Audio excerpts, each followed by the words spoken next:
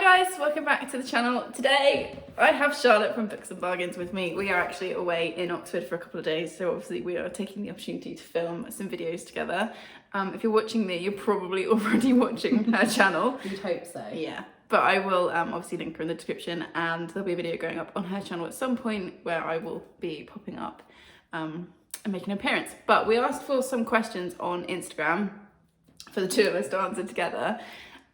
The questions that I was sent, Charlotte's not seen, and the other way around. So yeah, some of them will be surprises for each of us. Yeah, hopefully nice surprises. Yes, they were good questions. So yeah, we're just going to answer the questions, probably chat too much, and this will be a really long video, which, you know, you guys would expect from this corner of the internet. Okay, so what were the... Do you want to read out the ones that you got asked? Okay, so Amy Talks Books asked us, what's one bookish opinion of any kind you guys disagree on, e.g. ebooks or deckled edges, which is a question I really like. I really like that, and you know, the one thing that comes to my mind is like TBRs. Yeah. And like, I have a TBR, I think, at this point of filming, bear in mind we haven't been shopping in Oxford yet, of I think 820 something books. And I know that stresses Victoria out, like... Yeah, just the thought of it stresses. My TBR right now is around about 40 books. Total. Does that include like ebooks and stuff? No. Oh, no. Like, I don't know how many ebooks I've got. You don't know how? Okay. I don't really read many ebooks other than NetGalley, and actually some of them, this is how bad I am with my NetGalley, that when I first got my Kindle, I was just like request. So I've now got some books that I've got on my Kindle, but I found in charity shops, so I have a paper copy as well. Yeah, okay. So yeah, definitely TBRs with where we differ. But I think it's because you're a mood reader. Yeah. And I'm not. And so... like, yeah, for me, like, I have to be able to, like, my book room, it feels really weird filming here without, like, I feel like without my books behind me, it's like my comfort blanket's gone. Like, I like to be able to kind of look at my book room like a library and go, right, what am I actually interested in reading today? Yeah. Whereas you're very on it. Yeah, and I think also for me, like, I'm lucky that most of my TBR is sent from other people. So it's either sent from publishers or it's gifts from people from my wish list. And I start feeling stressed if I've had a gifted book and I've not read it. Which is weird, because if I give somebody a book and then they don't read it for ages, like, I'm not sat there like, oh, they've not read the book I've sent them, blah blah blah. But it's just this weird pressure that I feel. I'm getting a little bit like that now, which is why I was glad for my birthday this year. Quite a few that people sent me were ones that I'd put on my wish list because I'd read them in ebook or something, and I just wanted a copy. So I was like, yes, I've already read this. And Jilly, do you know Jilly, Books and Cats? Yeah. If you don't follow her on Instagram, she is lovely. Books and Cats, and she has... I mean, we are cat people, but Jilly's cats are so beautiful, especially the ginger one. I can't think of his name now. That's my little ginger nephew. Lenny. And you can't remember his name. Okay. And sorry, Jilly, that just escaped me then. But yeah, she messaged me going, oh my God, I think I've sent you a book that you've already got. And I was like, no, don't worry, it's because of that. And then just go straight to your collection without the stress of reading it. Yeah. And also I think like my TBR shelf is in our bed, it's like on my side of the bed. So I can see it every night. And when it gets to a certain point of being full, like it feels like pressure. Whereas my book room is the like nothing room in our house. It's too small for a single bed or anything. So they're in there, and that's... And I think because as well, like because I do so much charity shopping, if I see a book, I might never see that book in the charity shop again. True. So I'm like, well, I can pay 10p for it now. But also with the TBR thing, yours is mixed in with your red books, isn't it? Not anymore, but it used to be. Yeah. Okay. But I ran out of space, so I had to move my red books into the bedroom. And now I've got, I think I put it on my Instagram actually, there's like just a shelf now. It's meant to be a dressing table, you know, where most people would have like a mirror. Yeah. I've just got a wall of books. Nice. Okay. So that's definitely one bookish opinion.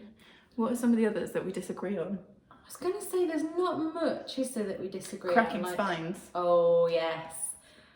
I would love to have just like put it out there, like, which one of us do you think is the one that cracks spines? But if you see my normal videos where I'm sat in front of my bookshelves, you know it's me that cracks spines. I've got to say, controversially, although I don't crack my spines, I I've got some books, when I was reading Evelyn Hugo, that was a really tatty copy from a charity shop. Yeah.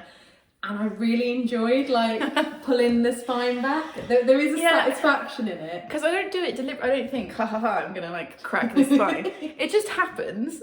And then a few times I got to the end of a book, like the book I'm reading now, I haven't cracked the spine yet. And I looked at it this morning and I was like, I've actually like managed not, but I don't think I'll make it all the way to the end. Yeah, because Tom has my copy of Sweet Pea at the moment, and he's been told that if he cracks the spine, he's buying you a new one. This is why I do not lend books to people. Like, no. I'm quite, I always say this, and that always makes me sound like I'm a bit of a Scrooge with books, but no, I would happily buy someone a copy. I mean, I remember giving out my copy of This Is Gonna Hurt. I must have bought that book 5 or 6 times, because every time I see it at charity shop, I'm like, well, someone's gonna want to borrow it. Yeah, it's good, that book. I need to reread it. But yeah, I think that's probably the two things we disagree on. It's cracking spines and TBR sizes. Let us know down below, like, what side of the fence you're on both of those. Like, are you a spine cracker? Like me. Or are you a TBR hoarder? Like me. I would say, with the spine cracking thing, that's why I don't borrow books from other people, because I know that I crack. Unless the spine was already cracked, I'd be like, that's okay, I'll just buy myself a copy to read. This shows how much I like Victoria. I would actually lend you a book. Oh, I'd let you borrow my books. Thanks. That is true love, yeah. I'd probably say no, because I'd be like, I don't want to crack the spine. I'd be like, just have it. Just have it. That is your copy. Thanks. Enjoy. Right, so Josie Blank said, how do you read so much? I want to up my reading and struggle with time and life balance to fit it in. I think the first thing, like at the moment, as you're watching this, I'm in such a reading slump as it is. So I've not been reading much at the moment, but the only way that I can do it is just setting myself some time to read. Like I always read in bed at night. Yeah. That is one that I definitely do. And it's helped me. I've had quite a few books on the go of different genres. So I kind of say to myself, right, if I'm not feeling this book that I'm reading, then I'll kind of make myself read a chapter of that, but then I can move on to something that I'm really, really enjoying. Yeah. I've talked about this in videos before, but I read every day. Like for me, reading is a big part of my self-care and like for my mental health and stuff. Other people will do like yoga or mindfulness or something. Reading for me is very much the same. I'm lucky in that I'm a fast reader. I am a quick reader and I always have been. So like if I have half an hour, I could probably read 50 pages depending on like the genre and stuff. So that helps me kind of get through books. But I think it's just habit. Yeah, and you listen to audiobooks. Audiobooks as well, yeah. Yeah. I find I can't listen to audiobooks while I'm doing something like some people can, unless it's a book I've read before. Okay. I've got a few audiobooks that I like reread constantly because I know what's going to happen and I've already listened to it. But like today I came down here on the coach, so that was like 3 hours that I've listened to audiobooks because I can't read in a car or anything that makes me feel sick. Yeah, I'd be the same. But sitting and listening to an audiobook, I think it's just making it a habit. Even if you think to yourself, I'm going to read for 5 minutes a day, there's no like right or wrong way to be a reader. If you're happy with it, if you read 1 book a month or you read 50 books a month, as long as you're enjoying it. Yeah, and I think, like you said, it's just part of, if it becomes part of your day, like I will read, if I get 5 minutes, I'm reading. And also, keep talking about this as well, but I've got the Forest app on my phone where you grow trees. Like you set a time and then you can't touch your phone. If you open any apps on your phone, the tree dies. It's a bit dramatic. And you feel too guilty. Yeah, then you get this like withered stump in your forest. I need from to where you failed. To try and you can either set a time, so you can set like, I think 10 minutes is the shortest time, or you can do it on a stopwatch, so it just goes, I think, up to 4 hours. Yeah. But I started off just doing 10 minutes and found it really hard because I'm so like addicted to my phone. But now I can go for like half an hour growing trees. And the forest looks magical, have you know? Will you show me the forest later? That sounds wrong. Oh my god. That only took 10 minutes. You completely threw me off now. But yeah, I can go for like, 10 minutes or whatever. And you just build it up. And that app I found really helpful as well. So yeah, maybe try that. As well, I think if you watch a lot of Booktube and Bookstagram, you do get into this, oh my god, well everybody else is reading more than me. Yeah. But maybe if you've got somebody that wants to read maybe a buddy read or something, like me and Victoria have done quite a few buddy reads before, and we'll do say 50 pages a day, and it's so nice. I mean, I think my favourite was when we were doing A Vow So Bold and Deadly, because like one of us would get, and we'd send each other voice notes that would literally say like in big capital letters, don't listen to this until you've read today's pages. And it was like, oh my god, this thing is going to happen. I'm sure this thing is going to happen. And then I was pretty much wrong on most of it. Although there was one thing that I got spot on. Buddy reads are really good, because then even if you only read your set pages for the day, and like buddy reads, you could do 10 pages a day, it would just take you a bit longer. And then at least it gets you into the habit. So I think it is just habit. Yeah. Really. And just enjoy it. Like I say, if you don't want to read, don't. But don't feel pressured by anybody to read. Yeah, definitely. I think there's a lot of that. Can be. You can get caught up in it. Of like, oh, so-and-so read 30 books in a month.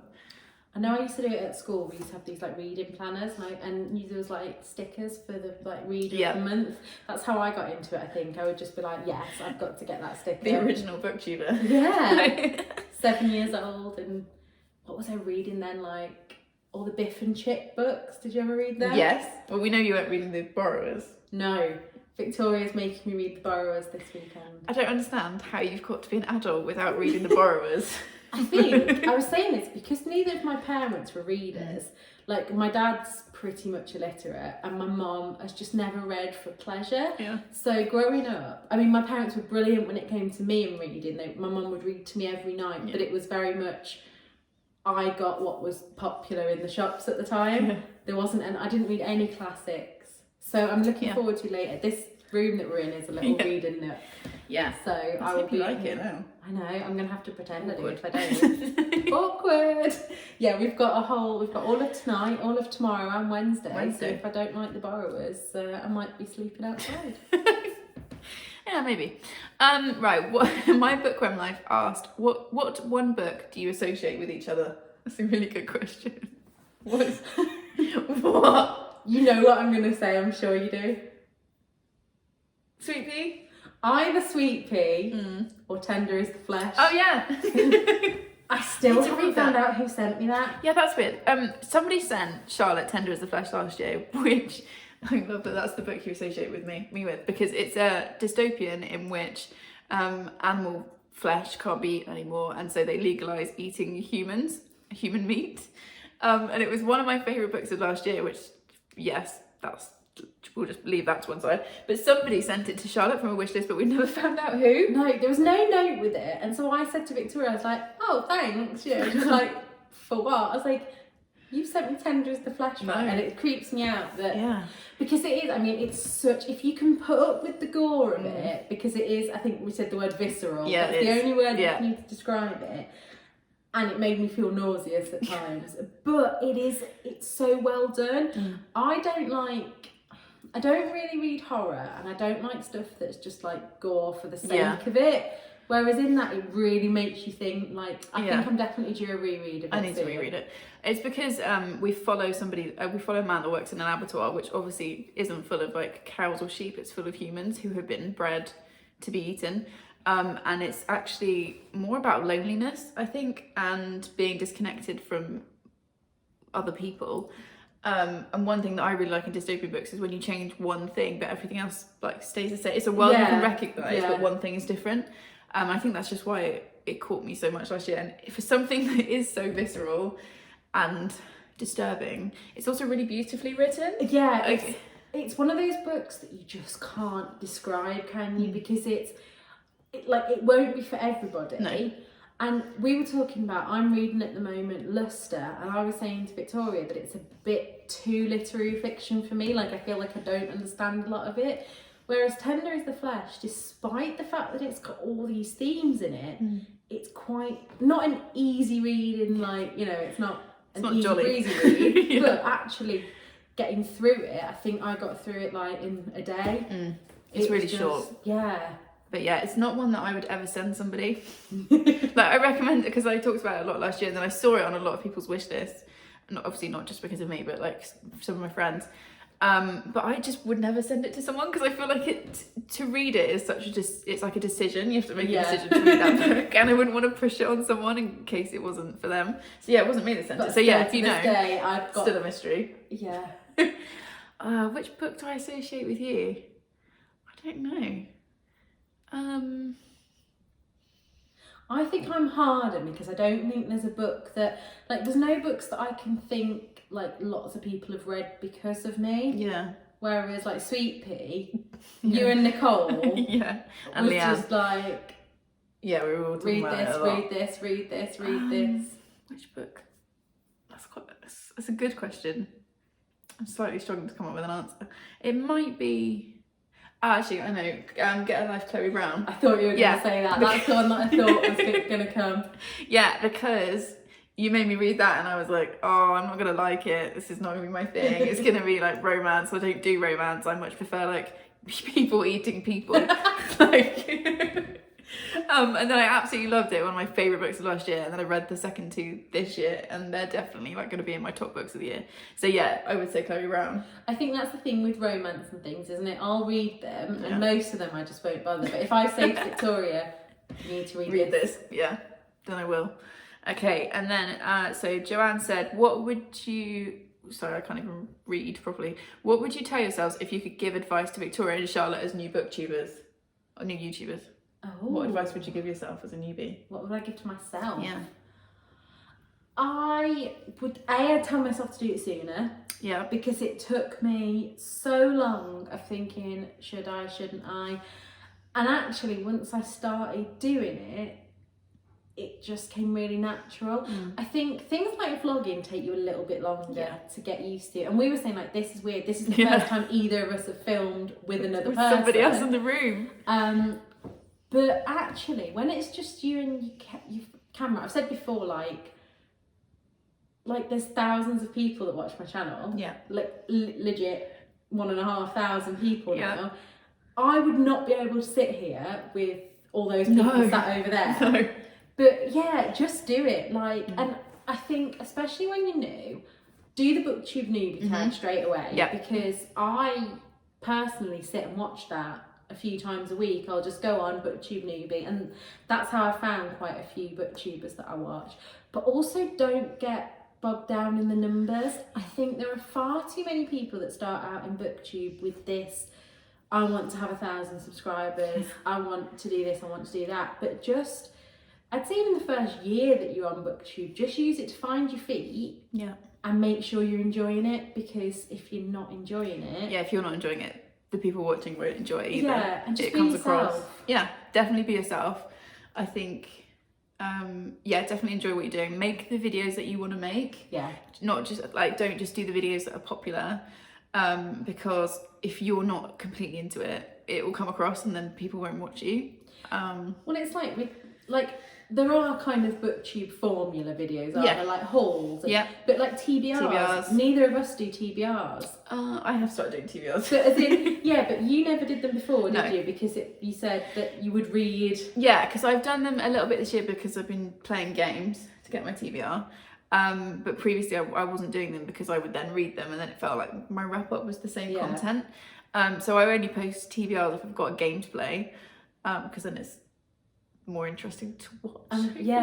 And for me, I'm just stubborn. If I put something on a TBR, I then don't want to read it because it's on the TBR. I will sometimes do, like if I'm doing a readathon, I'll do either a set TBR or a kind of books I could read for these prompts. Like I really enjoyed when I did the Irish readathon. Yeah. I did a whole big TBR of about 15 books that could fit the prompts. But I didn't have to read them. Didn't have to do it. Yeah, what else would I say? Have fun. And I would also say, like, it can take time to find your friends. Like Booktube, like any community, there's like thousands of us. Yeah. So there are pockets of people who are like connected to each other and friends and stuff, but that can take time to find. And just try and relax and enjoy it, I think. Is the big one. I think that a lot of people start Booktube and feel kind of the pressure to be best friends with everyone straight away. And we were saying, like, there's going to be people that, like, there's people on Booktube that, like me and Victoria, we just click, don't we? Like, I was saying the other day that it makes me laugh because part of me thinks there is probably people watching that are like, oh yeah, you two are just fake friends. Oh yeah, I hate her. Thanks. But like, there's going to be people that I watch that I wouldn't even necessarily think that we'd get on well if we met in real life because we're just different people. But I just say comment on people's videos because you like their content. Don't be the person that keeps commenting saying, check out my video. Just, you know, start over common ground. And there's people that I've watched for years now that have just started following me back. And, you know, you start to develop that relationship. It's very, I think the internet can be very insta-lovey at times. And it just, I don't know whether it's just an anxiety thing, but that always kind of gets to me a little bit because it takes me a long while to get comfortable with people. Yeah. But if you want to be my friend, just send me cat pictures. That tends to go down well. That is true. That's literally all she needs. If you ever go through mine and Victoria's WhatsApp at pictures, it is literally just pictures of our cats. It's just the boys, yeah. It's all three of the cats. Yeah, okay. Yeah, so basically, have fun, be yourself, make the content you want to make. And read books that you want to read. I think a lot of people fall into the trap of reading books that are popular. And I just say think about what you want to do long term in the way that I think some people straight away may do like books they didn't like and there's a lot of like negative reviews and they do get a lot of views. But if really think about if you want to make that your personality. And also just be yourself because like we are the same. Apparently my voice is a little bit. I was going to say, she's got a slightly different voice in real life. You do sound a bit more northern. You said. I'm Midlands. All right, but you're north. To me, that's like pretty north. I was going to say though, I think sometimes as well, like me having a filming voice gives me a little bit of confidence. It's not a kind of I'm still fake. Myself. Yeah. But it's just like in the way that you'd be if you were on telly or something. Yeah, or like a phone voice, isn't it? Yeah. Oh, my phone voice is terrible. Okay, let's see what other questions we've got.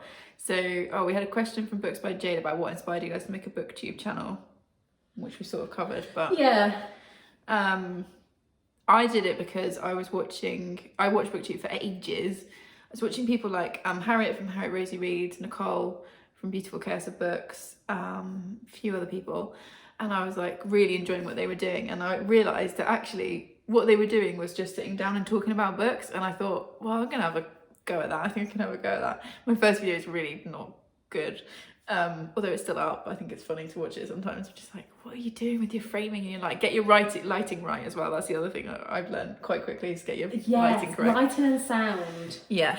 But yeah, I was just literally, I've been bookish my whole life, but nobody in my real life really was a big reader, and it was like, wow, there's like a whole corner of the internet where people just talk about books. Like, I want in on this.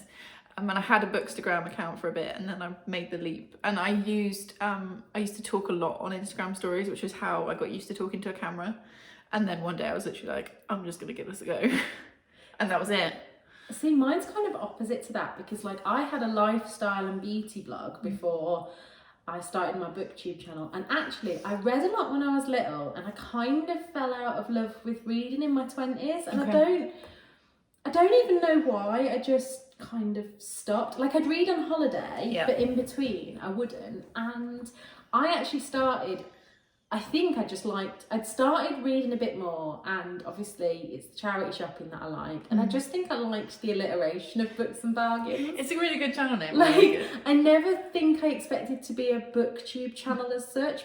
I wanted to do more like on my blog I used to try and take photos when I was doing charity shop hauls, and it was so hard to take pictures. I was like, do you know what, this would be so much easier as a video. Film, But actually I feel like I've found my place. Like I've got that love of books back. Yeah, I think that's the other tip I would give if you're starting a Booktube channel, is think about your channel name, because I won't give too many examples, but if you have a channel name that is specific to a specific author or like fan of a particular like series of books or anything like that, and then something happens, you're gonna have to change, well, you might have to change that channel name, or it might become an issue.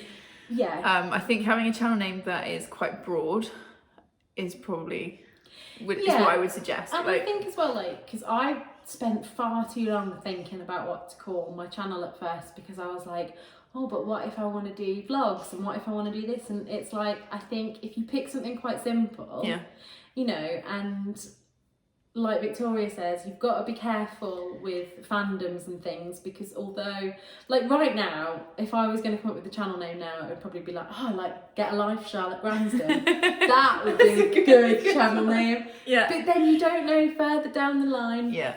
You know, authors are people, and authors can make mistakes. Yeah. I really want to change my name to Get a Life Charlotte Branston now, though. Oh. You are Books and Bargains. Like. I am Books and Bargains, so.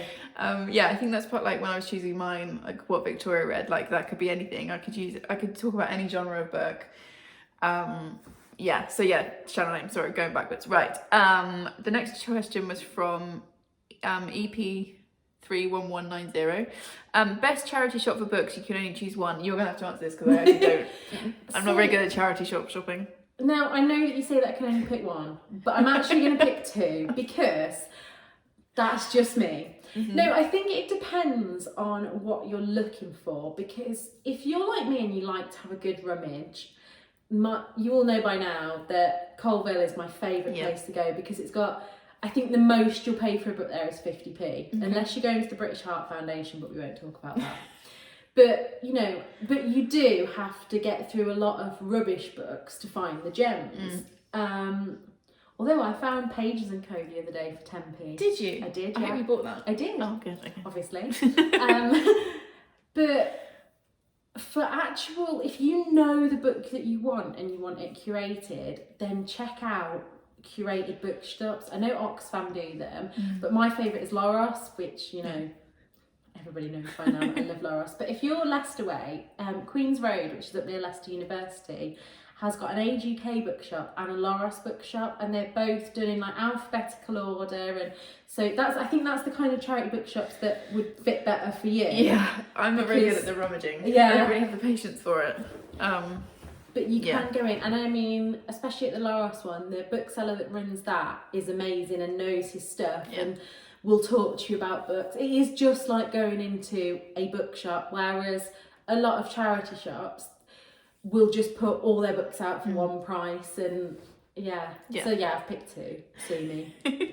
The same person said, can you guess each other's favourite book of this year so far? But when I got this question, I was thinking about it, and I feel like there's a lot of books that you've loved, and I know there's one that you've said recently, and I cannot off the top of my head think which one it was. I can think of one for you, but I can't remember if we read it last year or this year. Which one's that? Full disclosure. That's this year. Oh, yes. Yeah. That's definitely top 3. Okay. There's a few, but what was the book? Literally. So when you watch Victoria's wrap-ups, I've probably seen that as it goes because I get sent clips of it. And she read something last month and said, oh yeah, this could be the best book of the year, but I can't think. The book I read last month that I said that about. Yeah. It's also a book that you've read. Is it? Like, I think you finished it this week or last week. What book's that? Which book did I send you? Blue cover? No, do you know what? Beginner's Guide to Being Mental. That's the one. I literally finished that today on the coach. Yeah. Yeah, so... for some reason though, I was thinking in my head fiction. No, yeah, well, for fiction it'd be Pull of the Stars by Emma. That was it. I knew that was the one that I was thinking of. Oh, okay. Yeah, but for non-fiction... that's one that I may purchase tomorrow. Yes, you really should. The paperback's beautiful as well. Not as nice as the hardback, but you won't collect hardback, so what are you going to do? Although do you know, sometimes now I've got a few at home. I've got the binding, which is beautiful. Very pretty, yeah. And I got sent this like fairy tale one by Joanna Harris called Honeycomb. Oh, that looks beautiful. I still haven't read any of hers. I'm either going to keep it or you're going to inherit it. I'm in that at the moment. Because I've just got to say this, right? That's another thing that we could have said that we disagree on, paperback versus hardback. But there are some paperbacks that are so ugly compared. Here's The Beehive by Sarah Crossan. I don't know if you've seen that. Yeah, the hardback's The beautiful. hardback, stunning. The paperback, you just wouldn't give it a second glance. Yeah, and I have to say, The Pull of the Stars is one of the most beautiful hardbacks, and the paperback is alright, but it's not on the same level, I don't think. So, you know, there we go. But yeah, I'm definitely hardback. She's paperback. I would genuinely only read hardbacks if I had the money for it. Like my entire library would be hardbacks. I think maybe it's just that I just like the symmetry of all my paperbacks being together, and because I like rainbows, you don't get very many prettily coloured. You do sometimes. I think for me, because I crack spines, you can't tell if you've got a hardback. You can't tell the spine's cracked, so it looks less annoying. And now the phone's okay. Right. Pick each other's next read. We can't do that because we're away. I mean, technically, you've picked my next read because you've given me two books. Yeah. Victoria has very kindly. First of all, she sent me The Borrowers, and she's given me The Appeal because everybody's reading it. Which leads nicely into this question from a book and a cuppa, which is their favourite book of July. My favourite book of July is The Appeal by Janice Hallett, I think, is the author. And which is what I've gifted Charlotte. I think mine. Oh, it's Evelyn Hugo, definitely 1,000,000%. Oh, yeah. And this is one Victoria's been telling me for years. Literally like 2 years. Read this book. I can't believe it took you that long to read it. I think it was just because it was so hyped, and so many people told me to read it that I was just like, oh my god, what if I hate this? But to be fair, I'm too scared to read Malibu Rising because I loved Evelyn Hugo so much. I'm a bit like, And I know Daisy Jones and the Six has had a bit of a mixed, but I listened to the audio book of that and loved it. I didn't like it as much as Evelyn Hugo though. No, Evelyn Hugo, that's the one that's kind of with full disclosure now of maybe being my top of the year. Evelyn Hugo was one of those books that I literally finished reading and could have started again at the beginning. There's not many books that happens. Even if I love the book, I'm like, yeah, that was really good. The audiobook's really good because it's full cast. That was the first audiobook I read when I started Booktube. So that'll have to go on my list. Like I say, like I listen to audiobooks when I'm falling asleep. There's something about like silence that I can't deal with. Okay. So I listen to audiobooks, but they obviously have to be ones that I've already read because my intention is to fall asleep. Yeah. Okay, a few more questions. So Sue said, hello, I said a pop over after Victoria's recommendation. Hope you had an amazing birthday. Love Booktube recommendations. Do you have a reading pattern, i.e. set times when you read? We've sort of already touched on this. Yeah. I always read an audiobook on my commute to and from work. And then in the evenings I will read, well, it depends on what time I go to bed, but I will read once your bedtime. I will basically finish work, come home from work, go upstairs to my office, work for a bit to get ready for the next day, then come down, have dinner with Gary, and then when he's watching TV I'll read, and that will either be for 45 minutes if I'm going to bed really early, or for like 2 hours if I'm staying up late. So that's me. I usually read in the evenings physically. I read. This has just made me think of another thing that me and Victoria not disagree on, but we were talking about, like, I read while I'm running my bath and then I will read in the bath. Oh no. And Victoria was like, you monster, I can't believe you read in the bath. No. Doesn't the book feel weird in your wet hands? And I was like, Victoria, I dry my hands first. Yeah, but okay, this is probably getting into too much information. Like, I like a lot of steam. Yeah. In the bar. Oh yeah. So, and I have certain like textural things that I can't deal with. And just the thought of like damp hands on a page is like, oh no. To be fair, I'm Plus, I would definitely drop it in the bath. Oh yeah, definitely. That would definitely happen. I'm more likely to listen to an audiobook in the bath. But yeah, I sit in my book room and read. Generally end up with a cat on my lap while I'm reading. If you don't know me by now, my cat Ernie is not normal. He's not, he's not your average cat, is he? No, he's, something not right. One of a kind. And at the moment, when I work nights in my new job, I look after 2 elder men. So once they've gone to bed, my main job is like cleaning the house and doing their laundry and things. So I tend to put an audiobook on then. Yeah.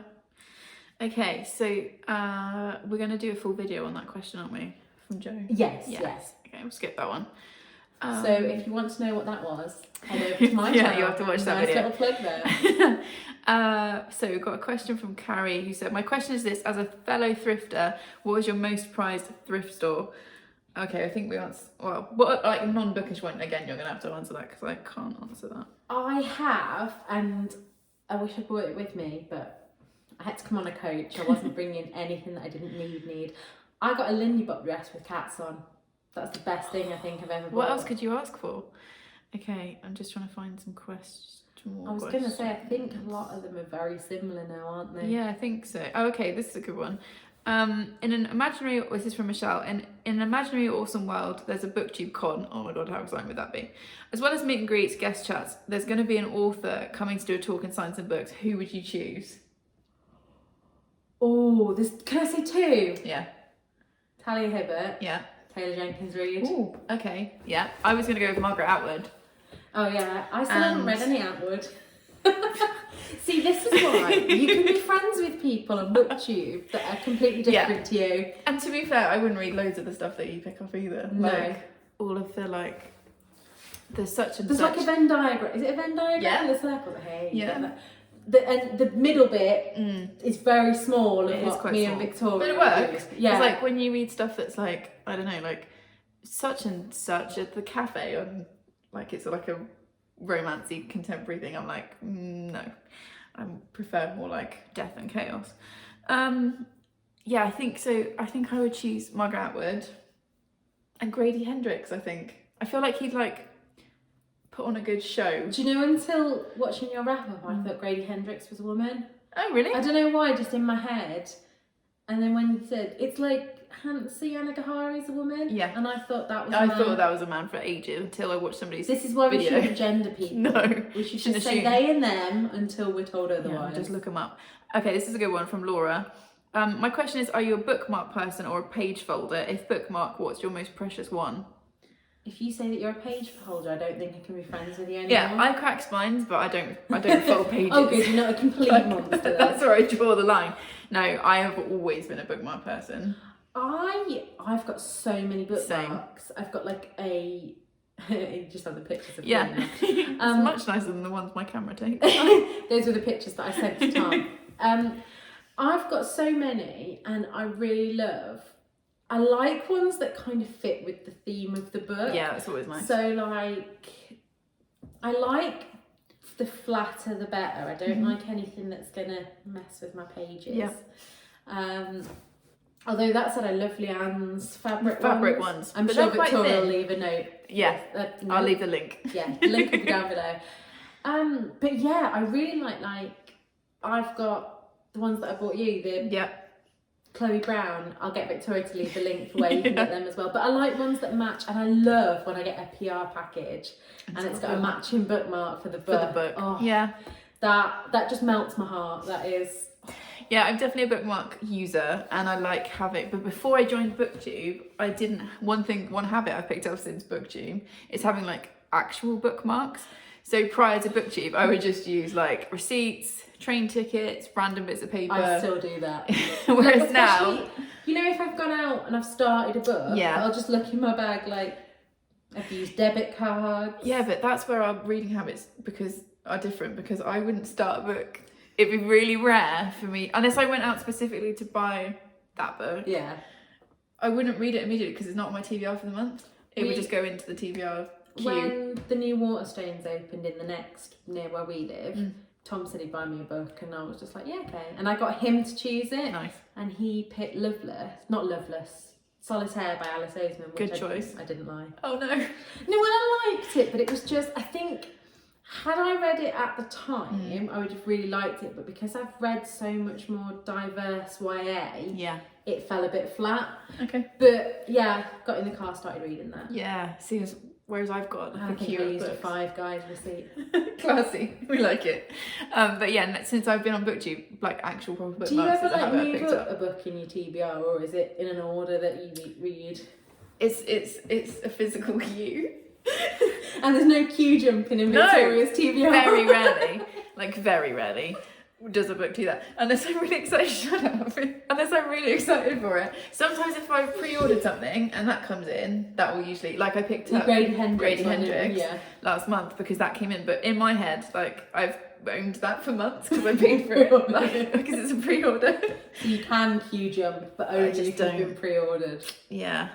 Whereas we are different in our book habits, so that's fine. But I think that's why we work so well together, because we're so different. But then, like, me and Victoria speak every day because in a lot of ways we're very similar. Yeah, we are. She's my lobster. If you get that reference. 10 points. 10 points. Well, those are all the questions. So thank you for sending those to us. If you got this far in the video, leave me the question mark emoji just so I know that you got to the end. Everything will be linked in the description, including this one's channel and anyone else that we've talked about. And please subscribe. I was trying to remember how I finish videos. It's really weird filming with another human. Like, it's really odd. Booktube's this like secret little thing that you do when everybody in the house is out. Yeah, or in a different room that's like not moving, so that there's silence. So yeah, it's really odd. It's nice, but like weird. Anyway, please subscribe if you would like more of this chaos, and I will see you in the next one. Thanks, guys. Bye.